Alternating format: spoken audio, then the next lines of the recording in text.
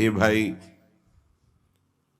अगर मेरी प्रार्थना समझ पा रहे हो तो समझ लो, कातव कांता, जिसे तुम अपनी स्त्री समझ रहे हो, पत्नी समझ रहे हो, पीछे कौन थी, आगे कौन रूप में जाएगी। वर्तमान में वो जीव स्त्री शरीर प्रारब्ध के अनुसार प्राप्त करके तुम्हारे कर्म के भोग के लिए उपस्थित है। वो अब उसे तुमने अपनी पत्नी मानकर गाढ़ आसक्ति कर ली तो नवीन दुर्गति तैयार हो गई। कौन है वो तुम्हारी, जानते हो? नहीं परिचय, कुछ वर्षों का परिचय और इसे सत्य मान लिया। और जहां वो परिवर्तन नाशवान दृश्य जगत का एक दृश्य शरीर परिवर्तित हुआ, नाशवान शरीर का परिवर्तन प्रतिपल हो रहा है, तुम समझ नहीं पा रहे, पर समझा तब जाता है जब वो मृत्यु को प्राप्त होने का समय आता है। तब समझ तुम्हारी किसी काम की नहीं रहती। मन पछितई है अवसर बीते। सुत बनितादि जान स्वार्थ रत, ना करो नेह सभी थे। स्नेह मत करो, स्नेह प्रभु से करो, प्रभु का भाव रख कर करो। कहने की कास्तव तनया, ये जो तुम्हारे पुत्र रूप में आया है, ये कौन है जानते हो? तुम्हारे कर्म का भोग भोगाने के लिए वही भगवद अंश आया है। ये कुछ समय के लिए आया है। शुभ कर्म तो वो सुख प्रदान करेगा, अशुभ कर्म तो दुख प्रदान करेगा, लेकिन वो तुम्हारा नहीं है। आप उसका परिचय नहीं जानते जो पुत्र रूप में आया हुआ है। स्थिरमति रेतन मृति मनुगणया, तुम्हारी बुद्धि स्थिर नहीं है, इसीलिए तुम समझ नहीं पा रहे कि, गणना नहीं कर पा रहे हो कि तुम्हारी एक एक श्वास व्यर्थ में नष्ट हो रही है। आखिरी श्वास, अहा किमद्य ना पश्यसि मरणम, क्या तुम देख नहीं पा रहे हो कि तुम्हारी श्वासें कम हो रही हैं, तुम मृत्यु की तरफ जा रहे हो। तुम्हारा शरीर कभी भी अचानक छूट सकता है। ऐसा नहीं कि आप वृद्धावस्था में ही जाकर मरेंगे। तो पर वृंदावन मिहि शरणम, फिर भी तुम वृंदावन का आश्रय वास स्वीकार नहीं करते, सत्संग का अनुसरण नहीं करते, आचरण में नहीं उतारते, निरंतर नाम जप नहीं करते, तो किस भूल में तुम पड़े हो? तुम्हारे पास पत्नी है, पुत्र है, संपत्ति है, इस भूल में, ये तुम्हारी नहीं है। कुछ समय के लिए तुम्हारे प्रारब्धानुसार ये संयोग बना है, बस बिछुड़ जाएगा, इसे तुम रोक नहीं पाओगे। ना अपने शरीर का छूटना, ना अपने सगे संबंधियों के शरीर का छूटना, ये तुम्हारे बस की नहीं कि तुम रोक लो। तो क्या करें? सबको छोड़ दें? नहीं, सब में भगवत भाव करो, अपने धर्म का पालन करो, खूब नाम जप करो। जीवन सार्थक करने के लिए बहुत आवश्यक है। अगर आप इनके मोह में फंस करके भगवत विमुख जीवन व्यतीत कर रहे हैं तो निरर्थक जीवन है। प्राण निकल जाए पर भजन नहीं छूटेगा, इसे ही भजन कहते हैं। और ऐसा भजन बहुत लोग नहीं करते, कोई कोई करता है। पूज्य बाबा के सब कर सकते हैं, सामर्थ्य सब में है ऐसा भजन करने की, पर वो लगन नहीं है, वो अगन नहीं जगी भगवत साक्षात्कार करने की। इसलिए जहां विपत्ति आई उसमें डूब गए, संपत्ति आई उसमें डूब गए, भोग आए उसमें डूब गए, प्रभु का विस्मरण हो गया। इसका यही कारण है। भजन का तात्पर्य है भजन में गोता लगाना, डूबना। बस चल रहा है मंत्र नाम, उसी के श्रवण में डूबा हुआ उपासक। डूब करके भजन किया जाए तो 6 महीने में भगवत साक्षात्कार कर लिया ध्रुव जी ने। डूब करके गोता लगाया, 6 महीने भजन में भगवान का साक्षात्कार कर लिया। और अगर तन्मयता नहीं है भजन में, तो बहुत लंबा समय निकल जाता है। देखो, इस मन को देखा, अगर इसको भजन का सुख आप नहीं दोगे तो ये रुपए की गणना का सुख करने लगेगा। कई बार हमने कहा बचपन से इसी बात की पढ़ाई है, मन की वृत्ति की। आप देख लेना, अनुभव करना।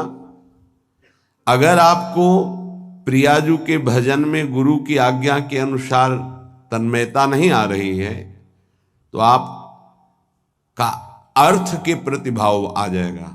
अनंत ब्रह्मांडों में कितना ऐश्वर्य है और वो मायाकृत एक पलक झपकते श्री भगवान ने रचा है। ऐसे श्री भगवान को अधीन करने वाली प्रियाजू का आश्रय हृदय में रहे तो और फिर क्या। पर उस भजन न होने के कारण हमारी स्थिति अपने आश्रय तत्व पर नहीं होती।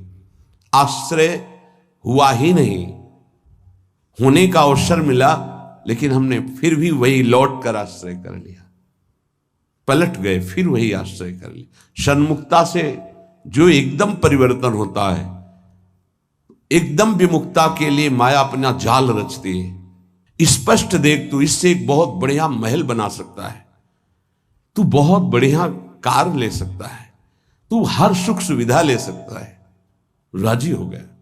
देखना सब व्यवस्था बढ़िया बन रही।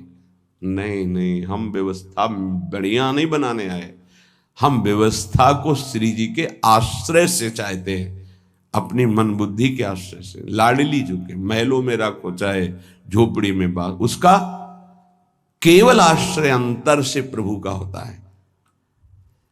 गृहस्थ और विरक्त की चेष्टाएं अलग होती हैं, निवृत्ति परक चेष्टा और प्रवृत्ति परक चेष्टा, बस ये ध्यान रखना है। निवृत्ति परक चेष्टा से कोई भी ऐसी सिद्धि नहीं जो आ न जाए। प्रवृत्ति परक चेष्टा में अतिथि सत्कार, परिवार की सेवा, समाज की सेवा, नाम जपने का अभ्यास, धर्म पूर्वक कमाया हुआ धन, तब वो आगे बढ़ता है। निवृत्ति परक चेष्टा एकमात्र भगवदाश्रय, उसी से सब हो जाता है। तभी लोगों को लगता है कि संत लोग बड़े धनी हो जाते हैं, उनको लगता है बड़ी चतुराई करते हैं। हमें लगता है कि क्या ये चतुराई आप में नहीं जागृत हो सकती है? क्या चतुराई? आप बल यहां पकड़े हो, बहुत चतुर है संत जन, ठग लेते हैं। किसको? ठगनी माया को भी। माया ठगनी विश्व को ठग रही, वो उसको भी ठग लेते हैं। वो बड़े चतुर हैं। रामई भजई ते चतुर नर, क्योंकि उस सच्चिदानंद का नाम एकत्रित किए हैं। एक नाम के ब्याज में पूरा त्रिभुवन नहीं है, उसकी बराबरी हम नहीं कह रहे नाम की, ब्याज में। एक नाम त्रैलोक ही तारे, जो न ले सो जन्म ही हारे। अभी अपने लोग महिमा नहीं जानते नाम की, सच्ची मानिए। किसी ने कहा कि समस्त संसार को तो हम दुखी में देख रहे हैं, अगर विश्व में कोई सुखी है, वो उपहास के प्रति शब्द थे। अगर विश्व में कोई सुखी है देखा जाता है तो संत जन देखे जाते हैं। उनका तात्पर्य अध्यात्म से नहीं था, उनका तात्पर्य भोगों से, विषय सामग्री से, वैभव से था। अगर तुम्हें ऐसा पता है तो तुम वैसा करके देखो, बहादुर हो। तुम्हारे में चतुराई की कोई कमी है क्या? बड़े चतुर हो। तय बालक नहीं भर्यो शयानब, तू बालक नहीं भर्यो शयानब, काहे कृष्ण भजत नहीं नीके। अरे तू बालक नहीं, बड़ा चतुर है, पर तू ठीक से भजन नहीं किया ना, इसीलिए ऐसा है। क्या चाहिए? त्रिभुवन का सर्वश्रेष्ठ पद 5 वर्ष का बालक प्राप्त कर लिया गुरु जी, क्या चाहिए? अखिल लोक चूड़ामणि भगवान के पास क्या कमी है? पर आपको उतना भजन करना पड़ेगा, आपको वैसे समर्पित होना। उस 5 वर्ष के बालक ने मां का प्यार, पिता का प्यार, राज्य सुख, शरीर सुख, सब भयों को त्याग करके इसी मथुरापुरी में आकर भजन किया। इसे मधुपुरी कहते हैं शास्त्र भाषा में। यहीं आकर के भजन किया और यहीं स्वयं सच्चिदानंद भगवान आकर दर्शन दिए और उनकी कामना पूर्ण की, उच्च पद की। गोता लगाना अर्थात उसमें डूबना, अर्थात उसका ऐसा दृढ़ चिंतन कि गुंजायमान केवल मंत्र और नाम हो रहा है। तुमसे सच्ची कहते हैं ये जीव बड़ा पागल हो गया है माया में, सत्य वस्तु को समझ ही नहीं रहा। पूज्य बाबा कह रहे उसको यही पता नहीं कि मैं यहां कमाने के आया हूं मृत्यु लोक में। पागलों की तरह घूम रहा है, कभी ये बटोर रहा है कभी वो बटोर रहा है, उसका लक्ष्य ही नहीं पता चल रहा कि तू आया क्या लेने यहां है, क्या कमाई करने आया है, उसको समझ में नहीं आ रहा। कई बार कहा ऐसा कमाई और ऐसे देश में कौन रहना पसंद करेगा। किसी भी देश में अगर ऐसी पद्धति हो कि आप यहां आइए, आपको घर मकान भोग सामग्री सब मिलेगी, बहुत ध्यान से सुनिए, पर जब आप हमारे देश से जाएंगे तो आपका कपड़ा तक उतरा लिया जाएगा। सब सुविधाएं मिलेगी, जब जाओगे तो कपड़ा तक उतरा लिया जाएगा। अब आप ऐसे देश में रहना पसंद करेंगे, ऐसे देश की कमाई पसंद करेंगे? कोई भी बुद्धिमान नहीं पसंद करेगा। और आप ऐसे ही देश में हैं जिसका नाम मृत्यु लोक है। कपड़ा तो कपड़ा रहा, आपका शरीर भी छीन लिया जाएगा। यहां की इस देश की कोई भी वस्तु लेकर आप नहीं जा सकते। अब आप विचार कीजिए आप कितने बड़े बुद्धिमान हैं और क्या कमा रहे हैं। खास बात है जब आप अपने देश को यहां से जाएंगे, अपना देश है भगवत देश, और आपके पास जाने का किराया भी नहीं रखा जाएगा और आपकी पोशाक उतार ली जाएगी, तो आपका यहां शरीर भी छीन लिया जाता है, शरीर संबंधी छीन लिए जाते हैं, बैंक बैलेंस छीन लिया जाता है, प्रॉपर्टी छीन ली जाती है। अब आपके पास रहा क्या? पूरे जीवन में जो पाप और पुण्य कर्म किए, पुण्य तो कोई बिरला ही कर पाता है, नहीं पाप ही होते हैं। अगर पुण्य हुआ तो उसे बचा नहीं पाता है, वो चार लोगों से कहकर खाली हो जाता है, पुण्य नष्ट हो जाता है। पुण्य अगर हमने कुछ पुण्य किया और कह दिया अपनी वाणी से, चार लोगों के बीच में अपनी प्रशंसा कर ली, तो तप पुण्य साधना ये सब क्षीण होने लगती है। हम वृंदावन गए थे, 100 साधुओं का भोजन कराया और फिर ऐसा ऐसा ऐसा, और संत जन कह रहे थे कि ऐसा भोजन तो आज तक हमने नहीं पाया भगत जी, आपने जैसा पवाया। ओ जो कुछ सुकृत बना था मानो करवाया होगा। ऐसी सेवा भगवत कृपा से अवसर मिलता है, पर वो बार बार कहकर अपने सारे सुकृत नष्ट कर देता। इस देश से बचकर निकल पाना और कुछ कमा के ले जाना, ये केवल भगवत कृपा पात्र से ही हो सकता है। बहुत छल भरा ये देश है मृत्यु लोक। जीव पागलों की तरह पूरा जीवन व्यतीत कर रहा है। मुझे यहां किस लिए भेजा गया, क्या लेके जाऊंगा, ये सोच ही नहीं पा रहा है। गोस्वामी जी ने कहा है कि ये जो मन है ये श्वान की तरह हर जगह पादुका का प्रहार पाता है, पर फिर उसी दरवाजे पे खड़ा हो जाता है। अर्थात निकृष्ट भोगों को भोग कर असंतुष्ट, ग्लानि, दुख, परिणाम में चिंता, भय, शोक, पर फिर वही उन्हीं भोगों को भोगना चाहता है। पागल की तरह भटक रहा है। ये महापुरुष जन जानते हो, दुखी होकर ऐसा बोलते हैं। जो वस्तु तुम्हारे साथ नहीं जानी है उसके चिंतन में तुम समय बर्बाद कर रहे हो। चिंतन करो प्रभु का, कार्य करो संसार का, तो जीवन यापन के लिए शरीर चेष्टा और वस्तु ले जाने के लिए नाम धन, कितना बढ़िया उपाय है। राधा राधा राधा। विषय अनेक हैं और अनंत हैं, कितना भोगोगे। भोगते भोगते मर गए, फिर जन्म हुआ, फिर भोगते भोगते मर जाएंगे, कुछ आते नहीं लगेगा। बड़ा विचित्र खेल है, बड़ा विचित्र खेल। भगवान की असीम कृपा है, जिनको भोगों से विरक्ति मिल गई है या जबरदस्ती बचे हुए, बिनु अवसर भयते राजोई। चतुर्थ ब्रह्मचारी का लक्षण है ये। बिनु अवसर नहीं मिला, और भयभीत है, इसलिए वो नहीं भोग रहा।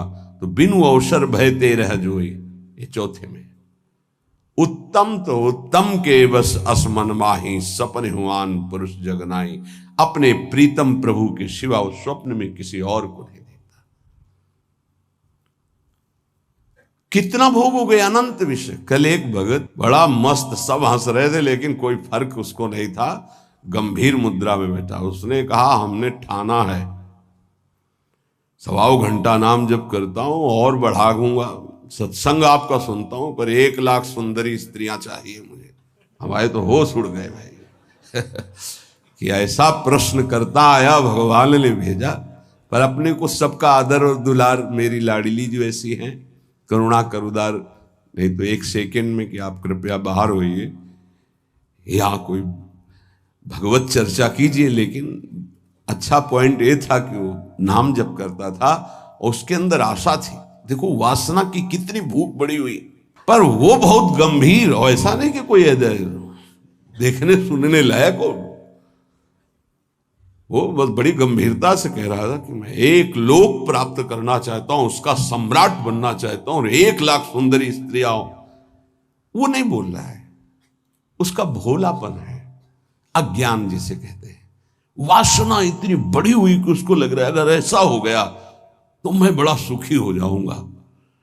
भागवत में चरित्र है चित्रकेतु राजा का, आप पढ़ करके देख लेना, श्री शुकाचार्य जी वर्णन कर रहे हैं। उनके 1 करोड़ रानियां थी। क्या परिणाम में क्या, जरा देखना, पढ़ना। निराश, हताश, उदास होकर ऋषियों के पैर पकड़कर तब वो अनंत भगवान की उपासना मिली और वो भगवान का साक्षात्कार किया, अनंत शेष भगवान संकर्षण का। और वो बहुत सावधानी का विषय होता है। ऋषियों की कृपा हुई, पद मिला, भगवान संकर्षण ने उन विमान पे बैठ के भगवान शंकर के पास गए। विमान पे, जहां सनकादि जो है अपने श्री चरणों से नंगे पैर चल कर जाते हैं और प्रणाम करके नीचे बैठ करके सत्संग करते हैं महादेव जी से, वो सब बैठे हुए भी थे। और ये सीधे विमान से ही गए, विमान में बैठे बैठे, आकाशचारी विमान। भगवान से कहा कि एक साधारण पुरुष भी अगर अपनी स्त्री से वार्तालाप करता है तो एकांत में करता है। आप तो वो महायोगाधिराज योगिंद्रों मुनिंद्रों के गुरु भगवान शिव, तो अंबा जी वामांग में बैठी हैं, आप बैठे और ब्रह्म का उपदेश कर रहे हैं। उनका ये क्या हूं, सब ऋषि आश्चर्यचकित हो गए कि ये कैसा। तो अंबा जी ने कहा अच्छा तुम्हें वरदान मिल गया है, विमान मिल गया है, तो तुम जगत गुरु भगवान शिव को उपदेश करने आए हो, मतलब आसुरी प्रवृत्ति तुम्हारी बढ़ रही है, तो इसका शासन करने के लिए तुम्हें दंड विधान चाहिए। प्रभु तो करुणामय है, वो कुछ बोलेंगे नहीं, इसलिए हम तुम्हें शाप देते, जाओ असुर भाव को प्राप्त हो जाओ। वही वृत्तासुर के रूप में प्रकट हुए थे। तो अंतिम समय भगवान से जो प्रीति मांगी वो माता जी की ही कृपा थी। या देवी सर्वभूतेषु बुद्धि रूपेण संस्थिता, मानो माँ ने कृपा करके उनको उस अहम से रहित करके पावन भक्ति प्रदान करी। ये जो वासना है ये जीव के सर्वनाश के लिए अनंत जन्मों से पीछे पड़ी हुई है। वो तो एक भोला व्यक्ति, अज्ञानी व्यक्ति अपनी बात कर रहा है। आप अंदर से देखो, ऐसी लाखों वासनाओं की परत जमा है। हमको रोज नाम जप रूपी सोहनी लगा के इसे साफ करना है। पर ये विषय अनेक अनंत, मन कहता है इनको भोग लो फिर हम भजन कर लेंगे। कभी नहीं, तुमसे सत्य कहता हूं, जितना इस मन की बात को मानोगे उतने ही प्रभु से दूरी होती चली जाएगी। और ये सिखाता है कि जलन हो रही, अगर भोग लेते हैं तो शांति हो जाए, फिर बढ़िया भजन कर लो। इसकी शिक्षा यही होती है, क्योंकि जानता है भजन के लोभ से ये हमारा साथ दे देंगे। साधक जहां उसको उसकी इंद्री का भोग दिया मन को, बस फिर वो उसको ऐसा फंसा के पटकता है कि भजन कब कहां कैसे हो रहा था सब गायब हो जाता है। और वही भोग चिंतन, वही विषय चिंतन, वस्तु चिंतन, शरीर चिंतन। बहुत सावधान। गौरांगी प्रियाजू के आश्रय के बिना तुम प्रियाजू को नहीं जान सकते, प्रेम को नहीं जान सकते, वृंदावन को नहीं जान सकते, इस महासमुद्र प्रेममयी लीलाओं को नहीं जान सकते, चाहे शास्त्र पढ़ लो, चाहे ब्रह्म ऋषियों का संग कर लो, या चाहे जितनी बड़ी साधना कर लो, उद्धव से ज्यादा कोई ज्ञानी नहीं होगा। वो कह रहे कि वासुदेव ने इशारे से उद्धव को बता दिया कि परम पावन वृंदावन की भूमि में प्रेमियों के संग में ही प्रेम प्रकाशित होता है, विशुद्ध प्रेम। ऐसे गौर आश्रय का दृढ़ अवलंबन लेकर हम वो प्राप्त कर सकते हैं जो किसी साधन सूत्रों से नहीं प्राप्त हो सकता। ये सौभाग्य अपने लोगों को स्वाभाविक प्रियाजू की कृपा से मिल गया कि वो हमारी इष्ट हैं, राधई वेष्टम, वही हमारे इस सत मार्ग के प्रकाश करने वाली हैं। राधा वल्लभीय, वल्लभीय हमारे यहां वल्लभ हैं राधा, प्रीतम है राधा, प्राणनाथ है राधा। और मार्ग को ही संप्रदाय कहते हैं, सुदृढ़ मार्ग, जैसे सरकार के द्वारा बना हुआ राजमार्ग, जिसे पहले जीटी रोड कहते थे, अब क्या कहते हैं पता नहीं, जो बहुत है हाँ हाईवे, जो हम तो गांव की भाषाओं से जीटी रोड कहते थे। ये वो सुदृढ़ संप्रदाय का मतलब होता है सुदृढ़ मार्ग। बोले कहां जा रहा है? बोले सीधे निकुंज जा रहा है, कहीं मोड़ नहीं है इसमें। राधा वल्लभीय, वल्लभ है जहां की राधा, मेरे प्राणनाथ श्री राधा, श्री श्यामा प्यारी जो। इस मार्ग की प्रकाशक स्थापना करने वाली श्री स्वामिनी जी, राधई वेष्टम, संप्रदाय कर्ता, आचार्यों, अपने मार्ग का स्वयं उपदेश करने के लिए वही हित सजनी है, दूसरा कोई नहीं, हित सजनी, वही हित प्रेम सखी के रूप में, वही हित प्रेम आचार्य के रूप में, वही हित प्रेम गुरुदेव के रूप में। मंत्रदहा, मंत्र का दान करने वाली श्री किशोरी जू ही है। निज मंत्र स्वयं स्वामिनी जू ने श्री हितजू महाराज को प्रदान किया। मंत्रदह, मंत्र दाता, सदगुरुश्य, परम सदगुरु श्री लालजू महाराज हैं। कृष्णे वंदम जगत गुरु, ऐसे कृष्ण की वंदना करता हूं जो जगत गुरु स्वरूप में विराजमान हैं। चाहे वेदांत हो, चाहे योग हो, चाहे भक्ति हो, चाहे कर्म योग हो, सबके गुरुदेव श्री कृष्णचंद्र जो हैं। किसी भी संप्रदाय का, किसी भी मार्ग का, किसी भी भाषा का हो, गीता जी का आश्रय लेता ही है। गीता जी श्री जगत गुरु भगवान श्री कृष्ण के श्रीमुख से स्वयं प्रकट हुई है। जैसे वेद श्वासों से, ऐसे वाणी से गीता जी, श्री जगत गुरु भगवान की वाणी है गीता जी। कोई ऐसा नहीं है विश्व में जो गीता जी को न मानता हो।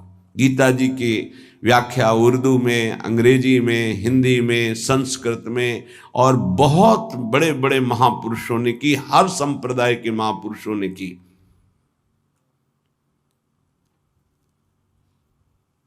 हमारी सदगुरु श्री स्वामिनी जो ऐसी हैं कि ऐसे आचार्यों को भी उपदेश करने वाले जगत गुरु भगवान को शिक्षा प्रदान करती हैं।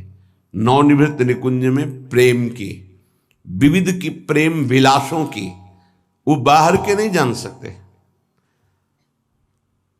सच्ची मानिए, ये केवल सखियां जानती है। तो इसलिए सर्वोपरि जगत गुरु पद में सर्वेश्वरी रासेश्वरी श्री लाडली जो है हमारी। राधई विष्टम संप्रदाय कर्ता आचार्यो मंत्रदः सदगुरुश्च मंत्रो राधा। मंत्र भी स्वयं श्री किशोरी जो है, जो मंत्र है वो स्वयं किशोरी जो है। सच्ची मानिए, ये जो आपको नाम मिला, जो शरणागत मंत्र, जो निज मंत्र, ये स्वयं किशोरी जो है। जिह्वा पे विराजमान मेरी लाडली ही नाम मंत्र के रूप में है, ऐसे प्यार से भजो। तो गौराश्रय, बिना गौराश्रय के आप ना वृंदावन को जान सकते हैं, ना वृंदावन के महाप्रेम समुद्र रस को जान सकते हैं, ना वृंदावन की दिव्य लीलाओं में प्रवेश पा सकते हैं। चाहे आप शास्त्रज्ञ हों, चाहे जितने बड़े विद्वान ज्ञानी हों, बिना उद्धव जी से बढ़कर कौन ज्ञानी होगा? उन्होंने वृंदावन की रज को माथे पे चढ़ाया, गोपी जनों की चरण धूलि को, तब जाके उनको श्री कृष्ण प्रेम का परिचय मिला। फिर श्री कृष्ण के प्रेम में जितने भी मतवाले हुए हैं वो सब किशोरी जी के चरणों से प्रेम की भिक्षा मांगी है। किशोरी जी के नख चंद्रमणि का प्रकाश जिन गोपियों को प्रेम की ध्वजा बना दिया, वो हमारी श्री लाडली जो है। श्रीपाद कह रहे इनके आश्रय के बिना निगूढ़ तत्व इस महाप्रेम समुद्र को आप नहीं जान सकते। जहां प्रेम का प्रादुर्भाव हुआ तो ज्ञान, वैराग्य सब अपने आप जागृत हो जाता है।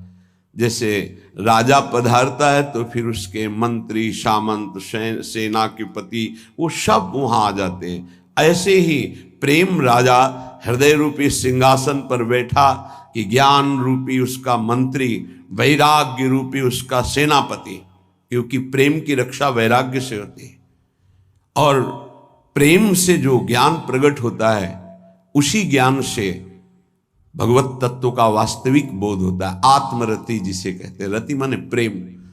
आत्म तत्व का बोध उसी को होता है जिसे आत्मरति प्राप्त हो जाती है। चाहे ज्ञान हो, वैराग्य हो या भक्ति दिव्य हो, वो सब प्रेम के पधारने पर होता है, जब हृदय में प्रेम जागृत हो जाता है। पूज्य स्वामी अखंडानंद जी महाराज ने पूज्य बाबा उड़िया बाबा जी से प्रश्न किया कि बहुत लोग भजन करते हैं पर लाभ दिखाई नहीं देता जो लाभ होना चाहिए। तो बाबा कहते हैं कि पहली बात, भजन में निष्ठा होनी चाहिए कि चाहे मर जाऊं, इतना कष्ट आवे, पर भजन नहीं छोड़ूंगा, ऐसी निष्ठा नहीं है। किसी बिरले में होती है। नहीं, जहां सामने इंद्रियों के भोग आते हैं भगवान छूट जाते हैं। हम मानते हैं भजन का प्रयास करते हैं, लेकिन जहां सामने भोग आया कि प्रभु भूल गए। आप देख लीजिए, चाहे वो भोजन हो, रसेंद्री का भोग हो या किसी भी इंद्री का भोग हो, उस समय प्रभु को भूल गए और उस भोगानंद को स्वीकार कर लिया तो ऐसे पूरा जन्म व्यतीत होने लगेगा, पर आपको भगवत साक्षात्कार नहीं होगा। जो लाभ मिलना वो बहुत दूरी हो जाएगा। जहां कोई दुख आया, विपत्ति आई, भूल गए प्रभु को। सुख आया, संपत्ति आई, भूल गए प्रभु को। मर चाहे जाए हम, किंतु प्यारे का भजन नहीं छोड़ सकते। इसी का नाम भजन है। भजन का स्वरूप क्या? ये चाहे विपत्ति, दुख, मृत्यु से बढ़कर तो कुछ है नहीं। हमारी मृत्यु भी आ जाए तो हम भजन नहीं छोड़ सकते। अब त्रिभुवन की राज्य लक्ष्मी मिलने पर जो आधे पल के लिए भी प्रभु का विस्मरण नहीं करता, उसे भक्त कहा गया है, महाभागवत कहा गया। तो कुछ भी सुख सुविधा मिले उस समय हमें प्रभु का, यही तो कसौटी है कि आप उत्तम से उत्तम आकर्षणकारी भोगों के बीच में लेकिन भगवत विस्मरण नहीं है।